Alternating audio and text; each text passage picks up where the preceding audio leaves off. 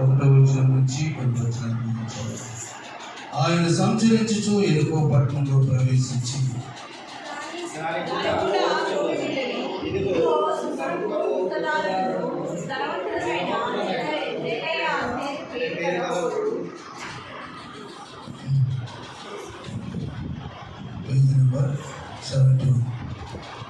అప్పుడు యేసు అంతేనా, యేసు ఎవరోనని చూడగోరడు కానీ పొట్టివాడైనందున జనులు గుంపు కూడి ఉన్నటి వలన చూడలేకపోయినాను.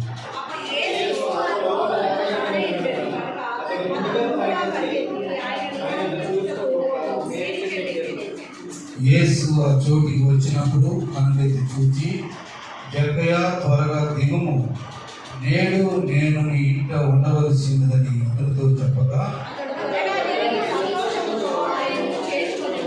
అందుకు అందరూ అది చూచి ఈయన పాపి అయిన మనుషుల యొక్క బస చేయ వెళ్ళనని చాలా సణుక్కొని,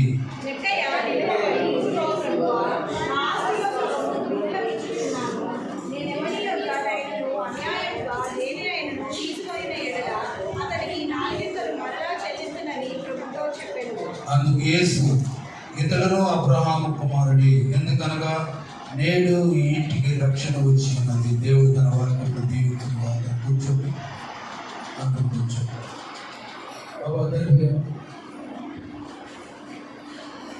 ప్రియులారా, మరి చక్కగా పాట పాడుతున్నాం, ప్రభుని ఆరాధించాం. ఇవన్నీ కూడా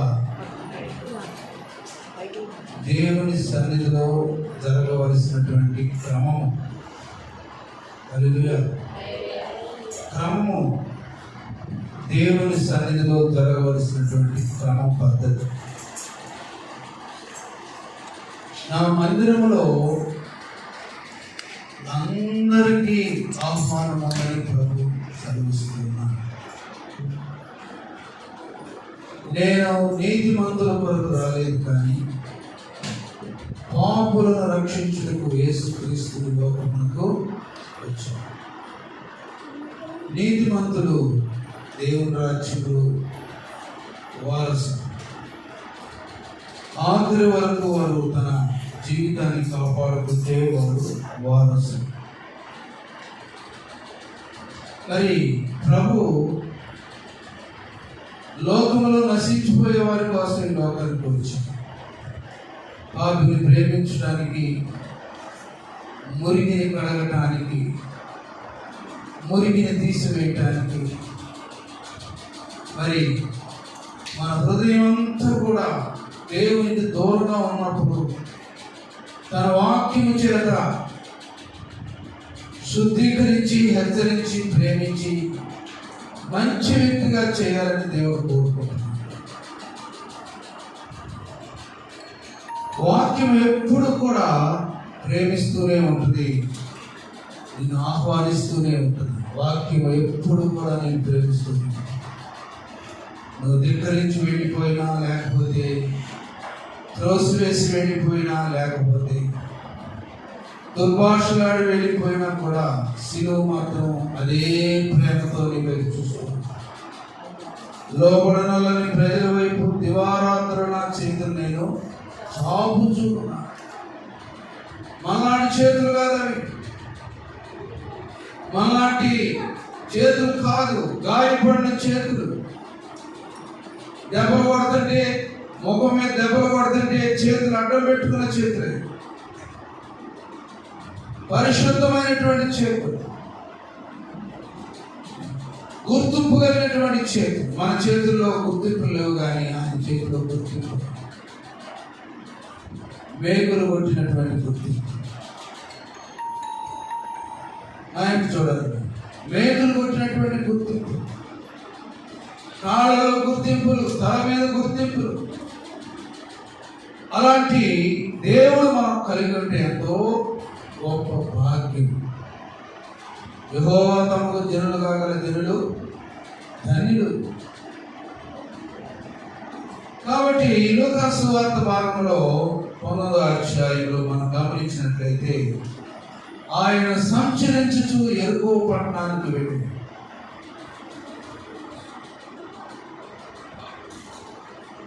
ఎరుకో పట్టణము గుడ్డివాడిని కూడా దర్శించి మళ్ళా క్రింద ప్రాంతానికి వచ్చాడు. చూడండి 25వ వచనం వచ్చింది 25లో. ఆయన ఎరుకో పట్టణములకు సమీపించినప్పుడు ఒక గుడ్డివాడు త్రోవ ప్రక్కన కూర్చొని భిక్షం అడుగుతూ ఉన్నాడు.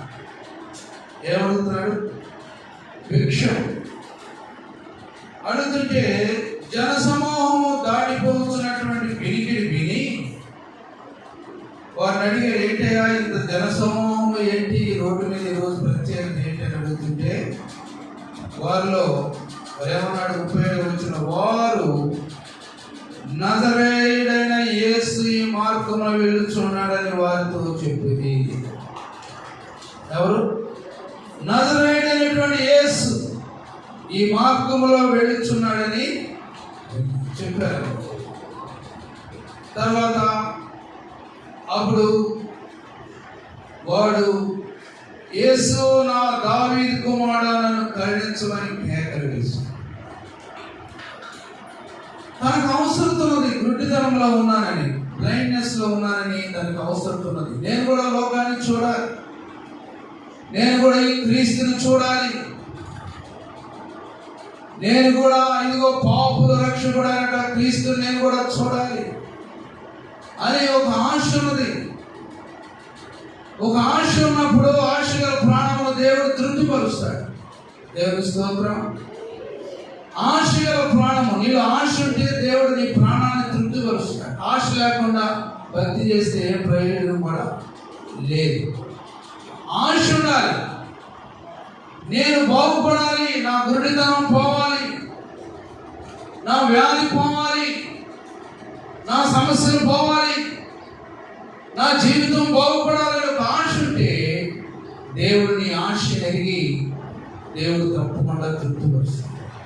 ఆ భిక్షం అడుగుతున్నటువంటి గుడ్డివాడు, అబ్బా ఈరోజు చాలా మంది వస్తున్నారు కాబట్టి, చాలా జనసమూహం వస్తున్నారు కాబట్టి ఈరోజు నాకు ఎక్కువ కలెక్షన్ వస్తుంది అనుకున్నాడా? ఎక్కువ నాకు డబ్బు వస్తుంది అనుకున్నాడా? ప్రియులారా చూడండి, ఆ టైంలో అతనికి వచ్చినటువంటి ఆలోచన ఏంటంటే నజరేయుడైనటువంటి యేసుని గురించి అతనికి తెలుసుకున్నాడు. ఎవరైనా స్వస్థపరిచే దేవుడు, దీవించే దేవుడు, లేవనెత్తే దేవుడు, కనికరించే దేవుడు, ప్రేమించేటువంటి దేవుడు అని విని నోరు ఆగలేదు. తన హృదయంలో ఉన్నటువంటి వేదన ఆగలేదు. వెంటనే పిలుస్తూ ఉన్నాడు, నజరేయుడైన యేసు, నజరేయుడైన యేసు అని దావీదు కుమారుడా నన్ను కరుణించమన్నాడు. క్షమించమన్నాడు. కరుణించండి, నా దగ్గరికి రా, నా బాధ ఏంటో చూడు, నా వ్యాధి ఏంటో చూడు, నీకు తెలిసే ఉన్నది. చూడండి ఎంత తపన. చూడండి, డబ్బు సంపాదించుకున్నాడు ప్రతిరోజు, కానీ ఆ రోజు మాత్రం దావీదు కుమారుని కోరుకున్నాడు. పాపుల రక్షకుడు గుర్తించాలని కోరుకున్నాడు. పాపుల రక్షకుడైనటువంటి యేసుక్రీస్తుని కలుసుకోవాలనుకున్నాడు, చూడాలనుకున్నాడు. ఎంత మంచి ఆలోచన. ప్రియ సంగమా, ఈ మధ్యాహ్న కాల సమయంలో నువ్వు కోరుకుంటున్నావు. నీ ఆశ ఎలా ఉంది? నీ ఆశ ఎలా ఉంది? ఎప్పుడు లాంటి ఆశగా ఉండి ప్రార్థనకు వచ్చి ఏ ప్రయోజనం లేదు. నీ ఆశలో మార్పులు రావాలి, నీ స్వభావంలో మార్పులు రావాలి. అప్పుడు దేవుని కృపను పొందుకుంటావు. కేకలు వేయాలి. దావీదు కుమారుడా అని కేకలు వేస్తూ ఉన్నాడు. తర్వాత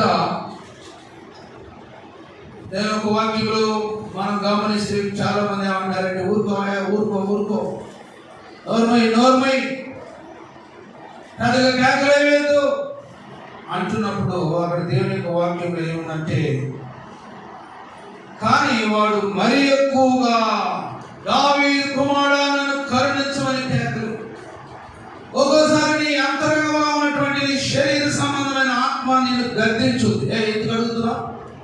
ఎన్నిసార్లు ప్రార్థన చేసినా నీ ప్రార్థనకు జవాబు రాలేదు.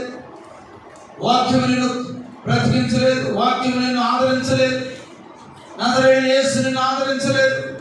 ఎందుకు ప్రార్థన చేస్తున్నావు? పడుకో, నిద్రపో అని సైతాన్ని నిన్ను దూరం కూర్చుంది. అలాంటి ఆలోచన వచ్చినప్పుడు మరి కొంతసేపు ప్రార్థన చేయాలి, మరికొంచెం సేపు ప్రభువులో ఎదగాలి, మరికొంచెం సేపు దావీదు కుమారుడని స్తోత్రములు చెల్లిస్తూ ఆయన వచ్చేంత వరకు, దిగి వచ్చేంత వరకు కూడా నువ్వు ప్రార్థన చేస్తే దేవుడు తప్పకుండా నీ బాధ ఏంటో ఆలోచిస్తాడు. చాలా మంది ప్రభు దగ్గరకు వస్తారు కానీ దిగి వచ్చే స్వభావం లేదు, కేకలు వేసే స్వభావం లేదు. అక్కడే ఉండి ఏం ప్రయోజనం లేకుండా బ్రతుకుతున్నాం. కానీ ఆ గురుడివాడు కేక వేసినట్లుగా దేవుడు వచ్చి వాడిని ముట్టినట్టుగా ఆలోచన మనకు రాలేదు. మరి ఎక్కువగా కేకలు వేశాడు, నన్ను కరుణించమని కేకలు వేసి అంతటా యేసు నిలిచి, ఎంత గొప్ప 40వ వచనంలో అంతటా యేసు నిలిచి వారిని తన యొద్దకు తీసుకురమ్మని. చూసారా దేవుడు ఎంత గొప్ప హృదయాలు ఎదిగినటువంటి దేవుడు, హృదయాలు ఎదిగినటువంటి దేవుడు. నీ హృదయంలో ప్రార్థన ఎలాగ వస్తుందో దేవుడికి తెలుసమ్మా. సహోదరుడా, నీ ప్రార్థన ఎలాగో ప్రార్థన చేస్తున్నావో చాలా మంది ప్రార్థన పరిశీలి ప్రార్థన లాగా కానీ సుంకరు లాంటి ప్రార్థన కనబడట్లేదు, ఆత్మలో మూలుగులు కనబడట్లేదు. చూడండి, అతను డబ్బు సంపాదించుకునే టైం ఎంత జనసోమం, కానీ అతనికి అలాంటి ఆలోచన లేదు. నేను బాగుపడాలా, నేను వీరికి మళ్ళీ ప్రభుని చూడాలి, దేవుడు సృష్టించిన లోకాన్ని చూడాలి.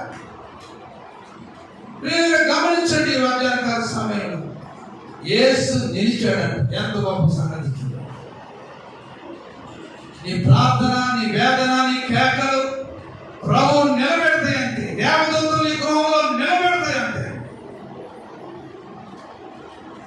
మన హృదయంలో ఉన్న చీకటిని పారద్రోలి మన గృహంలో ఉన్నటువంటి శాపాన్ని తీసివేసి యేసు ప్రభు దూతలు నిలబెడతాడు. నిలిచాడు యేసు ప్రభు, నిలిచాడు దేవుడు. చూడాలి, మన 40వ వచనంలో మనం జ్ఞాపకం చేసుకుంటే యేసు వారి మధ్య అంతటా యేసు నిలిచి వారిని తమ యొద్దకు తీసుకుని రమ్మనెను. ఒకడే సింగిల్ పర్సన్ టు ఫైట్, ఒకడే పోరాడుతున్నాడు అంత పెద్ద జన సమూహంలో. అప్పుడు ఆగండి, ఇది సమయం కాదు, కేకలు వేయదు, కలర్ చేయదు అన్నాడు. కానీ ఇదే సమయమే కాదు, సమయం పోతే దొరకదని తన డబ్బు సంచి, తన వ్యాపారము, తన భిక్షాన్ని వదిలిపెట్టి ఆయన ముందుగా వచ్చినటువంటి ప్రభువును కోరుకున్నాడు. నువ్వు కోరుకుంటావా? ప్రతి ఆదివారం ప్రార్థనకు వస్తున్నావు కానీ ఇదిగో ప్రభా నిన్ను చూడాలని నాకు ఆశ ఉంది ప్రభా అని కోరుకుంటావా? నీ వాక్యానుసారంగా జీవించాలని కోరుకుంటావా? దేవుని వాక్యంలో నీ హృదయంలో దేవుని వాక్యానికి చోటు ఇవ్వాలని కోరుకుంటావా? వెంటనే పిలిచినప్పుడు, వాడు దగ్గరకు వచ్చినప్పుడు ఆయన నీకేమి చేయగలుగుతున్నానని అడుగు. దేవుడు నిన్నే అడుగుతాడు, ఏం కావాలమ్మా, ఏం చెప్పు.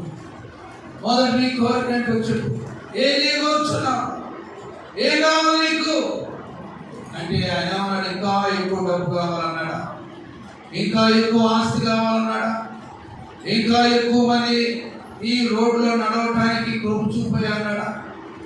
చూడండి, ఆశగా ప్రాణంలో దేవుడు తృప్తిపరుస్తానన్నాడు. నీ ఆశ ఎలా ఉంది? మధ్యాహ్నకాల సమయం యేసు గట్టిగా పిలిచేటువంటి ఆశ ఉందా? జన సమూహంలో కలిసి పోతూ ఉన్నప్పుడు యేసు ప్రభువును నిలిపేటువంటి ధైర్యము, సహనము, ఆ యొక్క వేదన నీకుందా? ప్రభు అడుగుతున్నాడు సూటిగా మధ్యాహ్నకాల సమయం. అలాంటి ఆశ మనకు లేకపోతే మన స్థితిలోనే మనం ఉంటాం, మన పేదరికంలోనే మనం ఉంటాం, మన చీకట్లోనే మనం ఉంటాం, వెలుగు సంబంధము కాలేదు. యేసు ప్రభు అంటాడు, నీకేం కావాలో చెప్పావా? నీ ఆలోచన ఎంత, నీ వేదన ఎంత, నా పట్ల నా కొరకు ఎంత పెద్దగా కేకలు వేస్తున్నావు, నాతో కలుసుకోవాలని, నన్ను చూడాలని ఎంత వేదన పడుతున్నావు, ఎంత పెద్దగా కేకలు వేశా. జన సమూహము ఆపు అన్నప్పుడు కూడా ఇంకా ఎక్కువ కేకలు పెట్టి కేకని మొర నేను విన్నాను. ఈ మొర నేను విన్నాను, నీ ప్రార్థన నేను ఆలకించాను, నీ ఆలోచన ఏంటో నాకు తెలిసింది. ఏం కావాలంటున్నప్పుడు చూడండి, ప్రభా అందుకనగా వాడు ప్రభా చూపు దయచేయమనెను. ఏంటి? చూపు.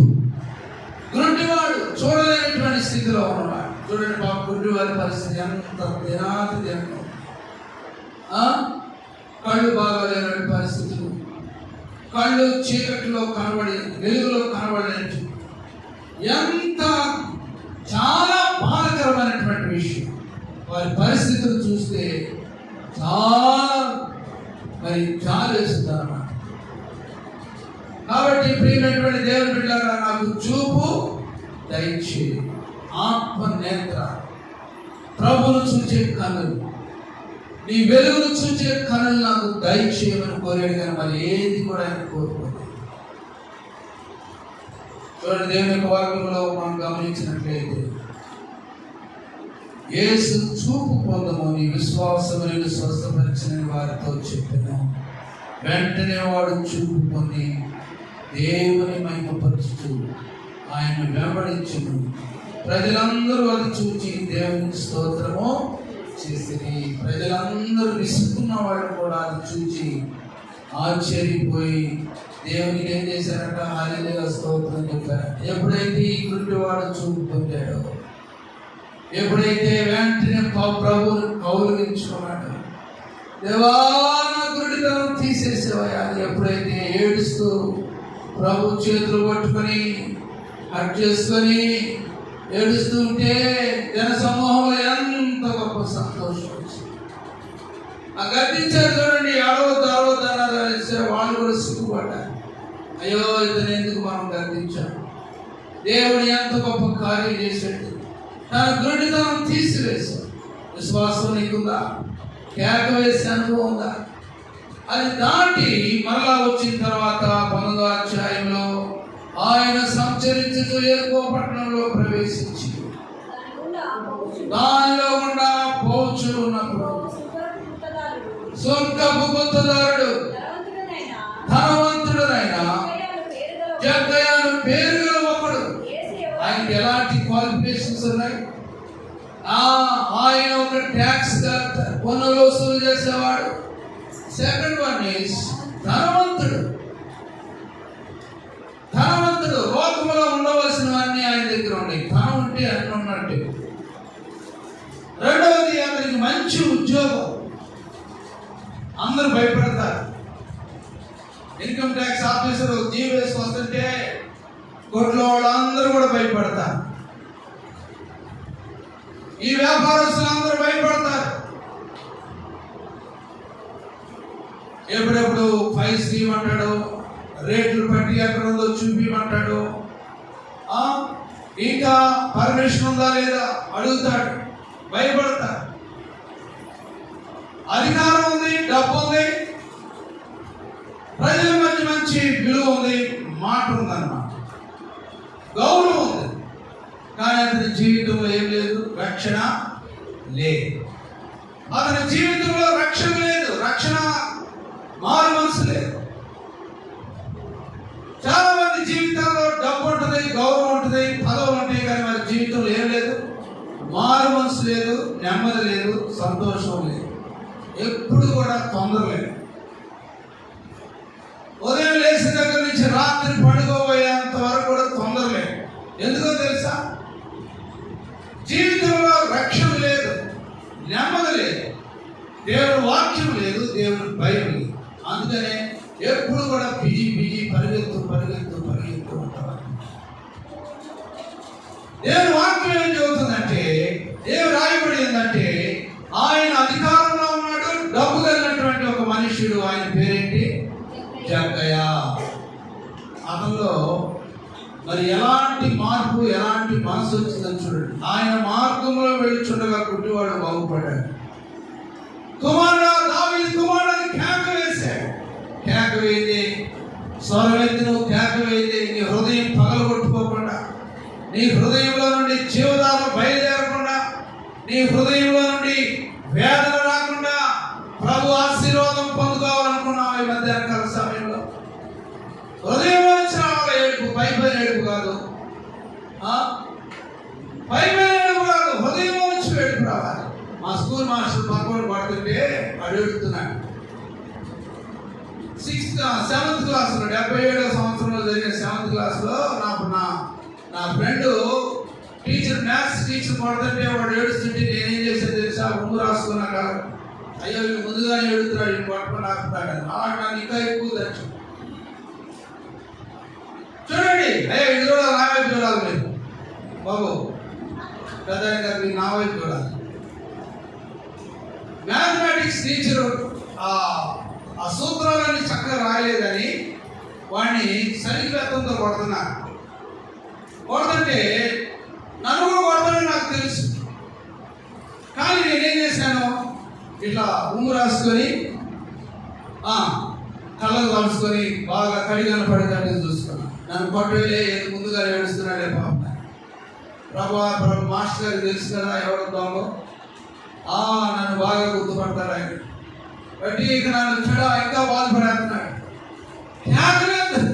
అయ్యా నన్ను కొట్టదు, ఆయన నన్ను కొట్టదు. ఆగుతాడా? కొన్ని సందర్భాలు నాకు జ్ఞాపకం వస్తా ఉంటాయి. చూడండి,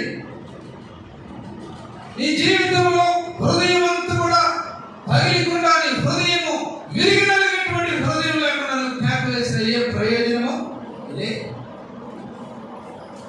ఇక్కడ జక్కయ్య తన హృదయంలో నుంచి ఒక మంచి నిర్ణయం తీసుకున్నాడు. పొట్టివాడు, చాలా చిన్నవాడు, పొట్టిగా ఉన్నాడు, ఆయన చూడలేడు. కాబట్టి ఏ చెట్టు ఎక్కాడు? మేడి చెట్టు ఎక్కాడు.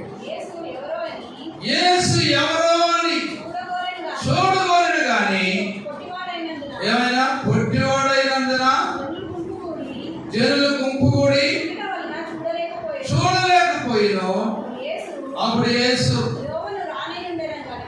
త్రోవను రానయ్యుండెను గనుక ముందుగా పరిగెత్తి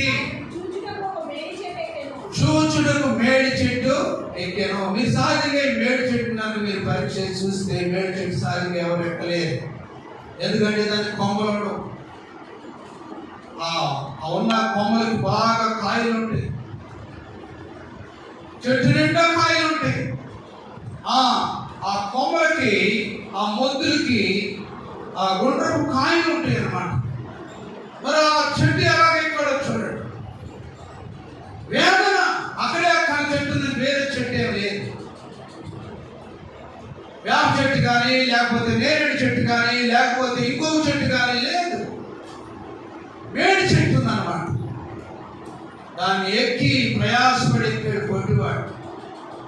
ఎంత ఆశ ఉందో చూడండి. నీకుందా ఆశ ఉందా? ప్రభువును చూడాలని ఆశ ఉందా? ప్రభు స్వరం వినాలని ఆశ ఉందా? ప్రభు కార్యాలు చూడాలని ఆశ ఉందా? ఏ వస్తా పోతాం అంతే, ప్రయోజనం లేదు. అందరిలాగా నేను వస్తున్నాను, నేనే వెళ్తున్నాను అంతే, ఏ ప్రయోజనం లేదు. చాలా మంది జీవితాల్లో సంవత్సరాలు గడిచిపోతున్నాయి కానీ భక్తిలో ఏ ప్రయోజనం లేదు. ఆశ లేదు,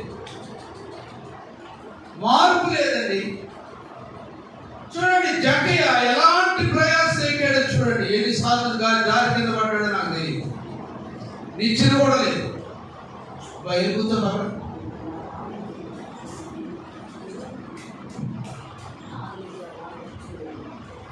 చూడండి ప్రియరా, ఎక్కడికైతే పైకి ఎక్కి కూర్చున్నాడు.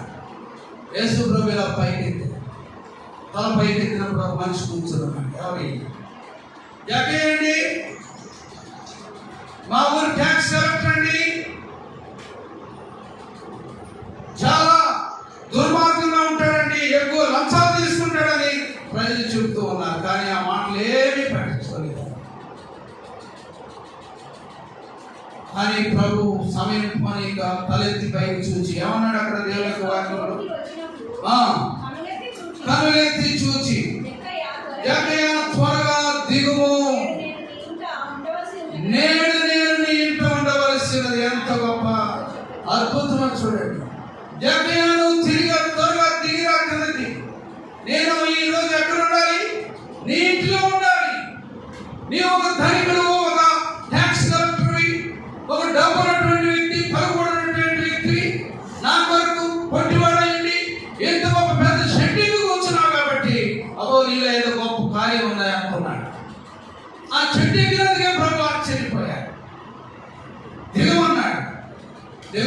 దిగరయ్యా ఏడేవాడు చూస్తాను అన్నాడా?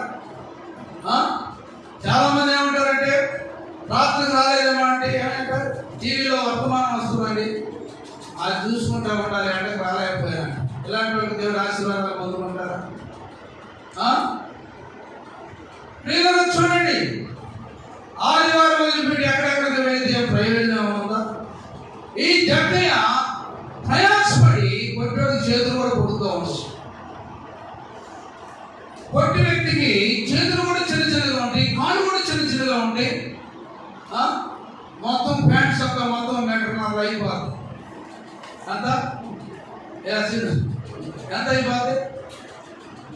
మీటర్న్నర అయిపోయింది ప్యాంట్ సొక్క. మరి అలాంటి వ్యక్తి ఎంత ప్రయాసంతో చెట్టు ఎక్కాడు. యేసుప్రభు దిగమన్నప్పుడు ఆ చెట్టు మీద కూర్చొని అయ్యా ఎక్కడే గొప్పతనం దిగమంటే నా వల్లగా నువ్వు రాని బుధాల మీద ఎక్కి దిగుతాను అన్నాడా?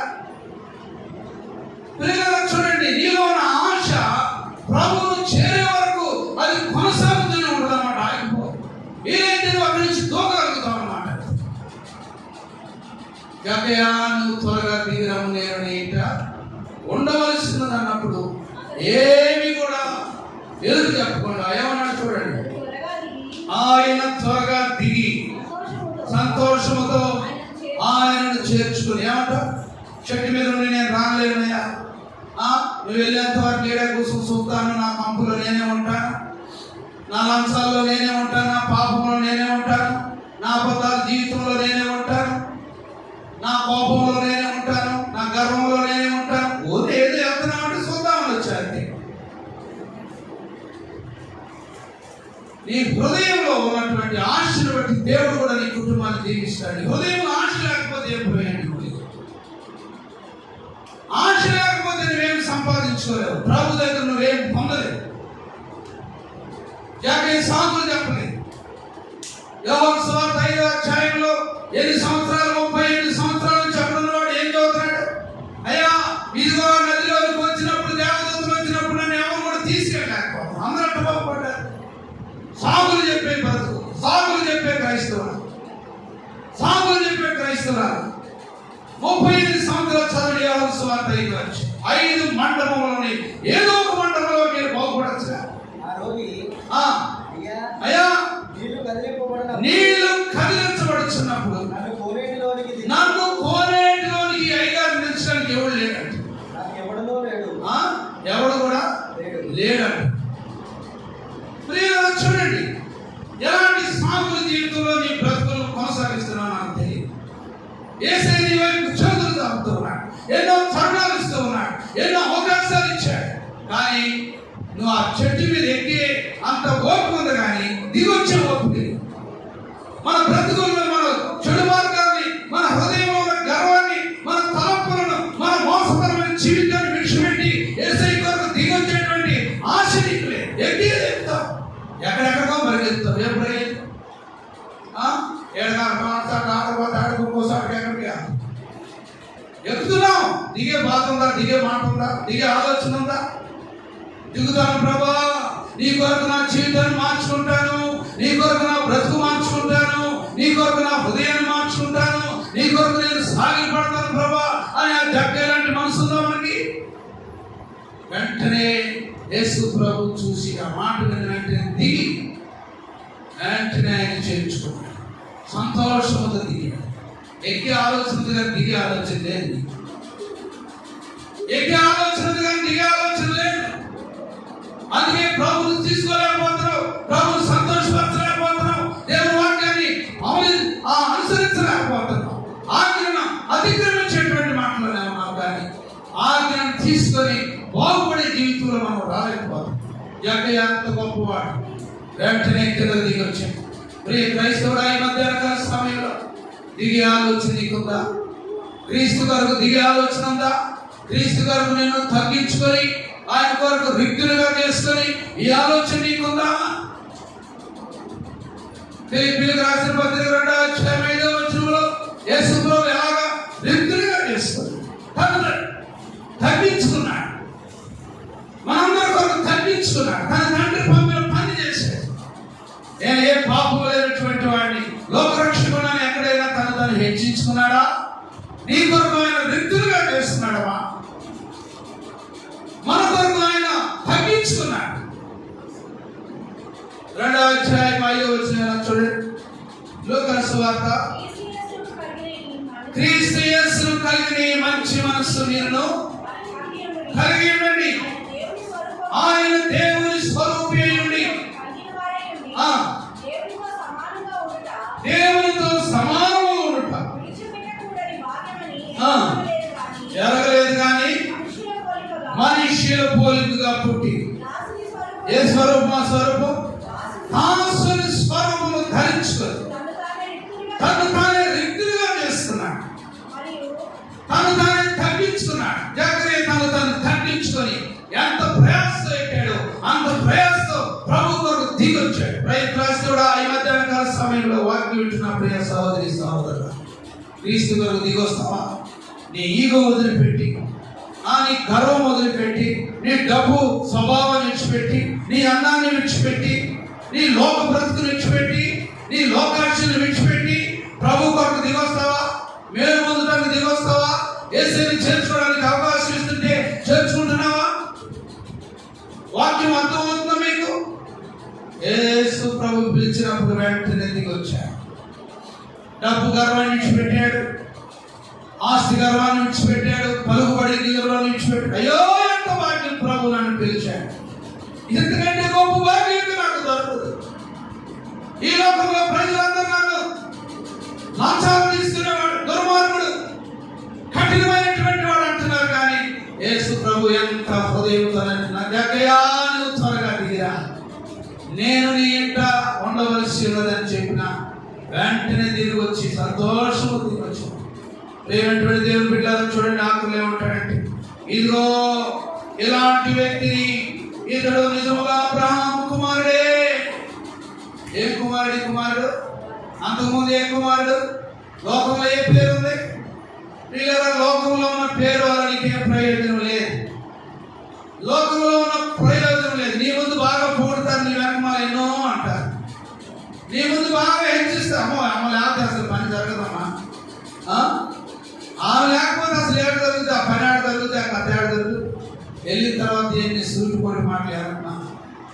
కానీ ప్రభు సాక్ష్యం ఇస్తున్నాడు, ఇతడు నిజముగా అబ్రహాము కుమారుడే. ఎలాంటి పేరు తెచ్చుకున్నాడు ప్రియ సహోదరి? చెట్టు ఎక్కడం వలన, ఆశ కలిగిన ప్రాణంతో చెట్టు ఎక్కడం వలన, ప్రభు చూడటం వలన, దిగి రావటం వలన ఎలాంటి ప్రయోజనం పొందుకున్నాడు ఈ మధ్యాహ్న సమయంలో ప్రియ సహోదరి సహోదరుడా? అంతమంది జన సమూహంలో ఇట్లా హత్తుకున్నాడు, చేతులు పట్టుకున్నాడు, కౌలించుకున్నాడు. ఇతడు నిజముగా ఇతడు అబ్రహాము కుమారుడే. ఇతని ఇంటికి ఏమొచ్చింది? రక్షణ వచ్చింది. రక్షణ లేని క్రైస్తవుడా, రక్షణ లేకుండా సంఘంలో కొనసాగుతున్నటువంటి దేవుని బిడ్డలారా, రక్షణ కావాలని కోరుకుంటున్నావా? నీవు నీ ఇంటి వారికి రక్షణ కావాలని కోరుకుంటున్నావా? నీకు నీ బిడ్డలకు రక్షణ కావాలని కోరుకుంటున్నావా? దేవుని చేరాలని ఆశలా? చూడండి, వెంటనే యేసు ప్రభు రక్షణ వచ్చినది. ఇప్పుడు అబ్రహాము కుమారుడు ఎందుకనగా నేడు ఇతని ఇంటికి రక్షణ వచ్చినది. కాబట్టి నశించిన దాన్ని వెతికి రక్షించుడు యేసు ప్రభు ఈ లోకానికి వచ్చాడు. 14 వచ్చిన నశించిపోయినటువంటి మనలను, పాపములో శాపములో నశించిపోయినటువంటి మనలను మనం దెయ్యం బయటపడింది. ఏంటి అంటే, ఇదిగో నేను వేల కుల దేవతనే వచ్చింది. ఎవరు నీవు? ఇదిగో నేను దరిదాపుగా 3 తరాల నుంచి వెంటాడుతూ ఉన్నాను. ఈ రోజు నీ చేతిలో నేను చిక్కాను. ఏం చేస్తున్నా? నెమ్మది లేకుండా చేస్తున్నా. ఎప్పుడు చూసినా దెబ్బలు, ఎక్కడ చూసినా కరువు, ఎక్కడ చూసినా చిల్లి జేబుతో నేను వీళ్ళని నాశనం చేస్తాను. యేసునామములో వెళ్ళిపోతావా? యేసునామములో వెళ్ళిపోతావా? వెళ్ళిపోతాను. కానీ ఇదిగో నాకు చెల్లించవలసింది ఏంటిని చెల్లించేది? నాకు ఇవ్వాల్సి నాకు ఇస్తే నేను వెళ్ళిపోతాను. ఏ ఒక్క రూపాయి కూడా నీకు ఇచ్చేది లేదు. యేసునామములో వెళ్ళిపోవాలని టక్మని పడిపోయింది. త్యాగం వేసుకుంటూ పడిపోయింది. దేవుని సన్నిధికి వచ్చినప్పుడు, దేవుని సేవకులు ఆత్మతో శక్తితో ప్రార్థన చేసినప్పుడు తన 3 తరాల నుంచినటువంటి దైవం ఏమైపోయిందంటే యేసునామములో కూలిపోయింది. ఎంత గొప్ప దేవుడు నీ దేవుడు తెలుసు. కష్టాలు ఎక్కుతున్నావేమో, శ్రమలో ఉన్నావేమో,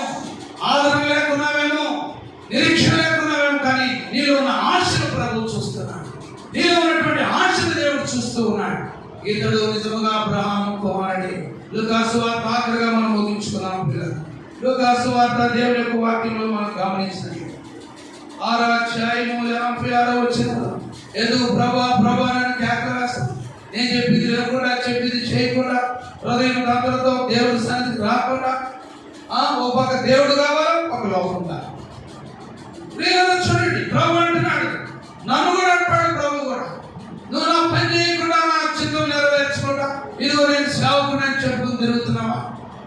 మనుషులను ప్రేమించావు, డబ్బును ప్రేమించావు, అహమును ప్రేమించావు, ఒక సేవకుడిగా నువ్వు అయ్యావు, కానీ నా యొక్క నీకే పాల్పంపులు లేవంట. చదవండి దేవుని యొక్క వాక్యం 6వ అధ్యాయం లూకాసు వార్త 6:46. ప్రభా ప్రభా చదవనమ్మ బైబిల్. నేను చెప్పు మాటల ప్రకారం మీరు చేయక, ప్రభా ప్రభా నన్ను పిలుచుట ఎందుకు? నా ఎందుకు వచ్చి నా మాట విని వాటి చొప్పున చేయి ప్రతి వాడును ఎవరిని పోలి ఉంటాడు? మీకు తెలియచేది ఎవరినాడు? ప్రభు ప్రభా ప్రభా ప్రభా ప్రభా అని. అలా ఎందుకు? నా మాట విని దాని ప్రకారం చేయవాడే నా చిత్తమును చేస్తున్నాడు. వాడు ఎలాంటి వాడు పోలి ఉంటాడంటే, బండ మీద కట్టిన ఇల్లు పోలి ఉంటాడు. వాడు ఇల్లు కట్టిన వాళ్ళని ఉండి లోతుగా త్రవ్వి బండ మీద పునాది వేసి పోలి ఎలా కంపాడు?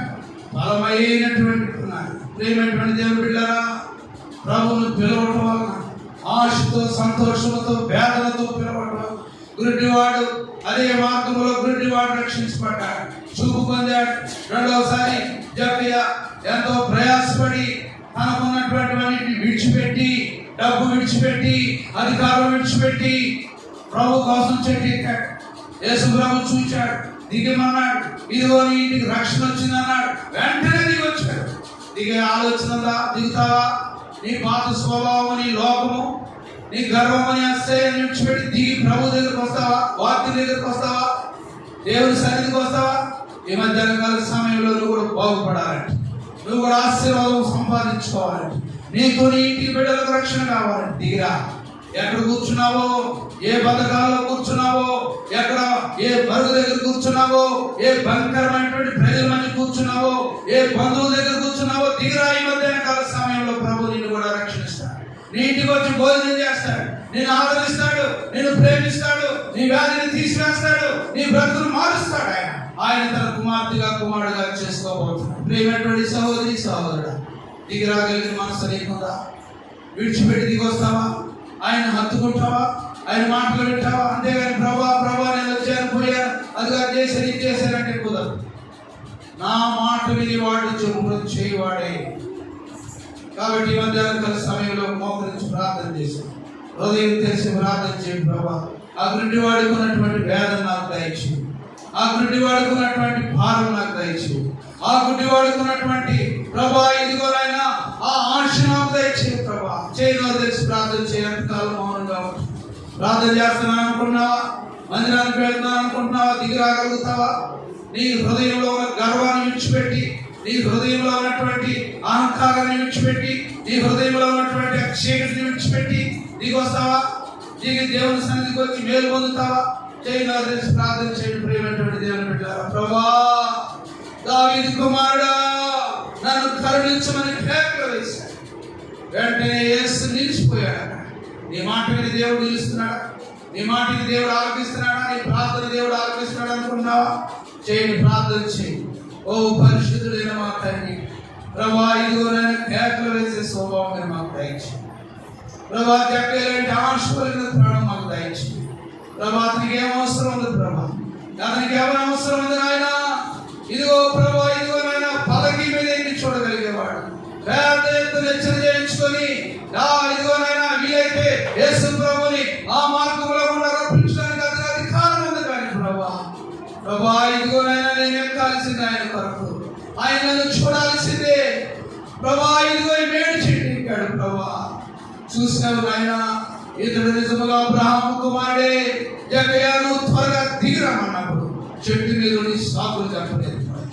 నేను ఆ కోనేటి దగ్గర ఉన్న వాళ్ళ సాగు చెప్పలేదు. వెంటనే దిగొచ్చాడు, హత్తుకున్నాడు, ఇంటికి తీసుకెళ్ళాడు, రక్షించబడ్డాడు, బాప్తిసం తీసుకున్నాడు, పరలోక రాజ్యంలో చేరాడు. ప్రభా, అలాంటి అనుభవం మీరు మాకందరూ దయచేయండి. బిడ్డల ప్రార్థన మీరు ఆలోచించండి.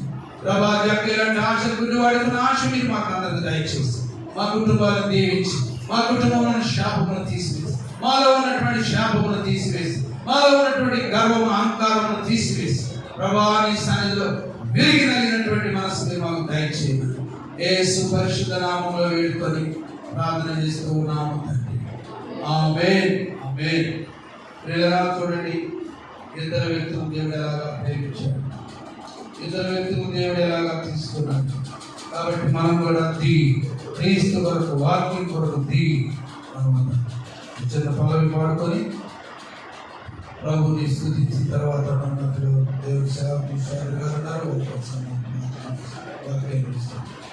కనికరము గల దేవుడు నిన్ను వాత్సల్యముతో విమోచించును. కనికరము గల దేవుడు వాత్సల్యముతో విమోచించును. భయంకరమైన పాపమునుండి